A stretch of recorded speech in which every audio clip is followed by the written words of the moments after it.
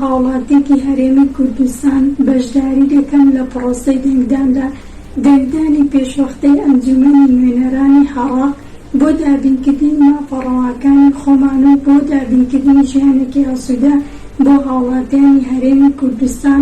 هەڵبژاردننی ئەو جارە جیاوازە چونکە ڕکابەری ئەو جارەمان کورد بە کورد نییە، بەڵکو ڕکابەری ئەو جارەمان لەگەڵ ئەو کەسانەیە کە نانەوێت کورد هەناسە بدات.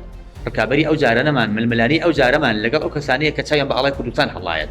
دەبێت ئەم هەمی بچینە سەر سندوقی دەنگدانێ، هەوڵ بدەین بچینە سەر سندوقی دەنگدانێ، بە تایبەتی ئۆپرێتەوە پشماڵی خۆی دەنگدانێ بێبەهێر نەبێت.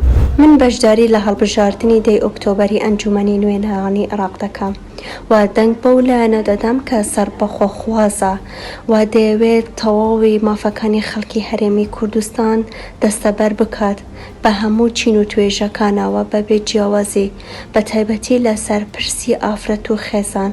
بۆیە داوا لە تەواوی خەڵکی کوردستان دەکەم بچنە سەر سندوقەکانی دەنگدان.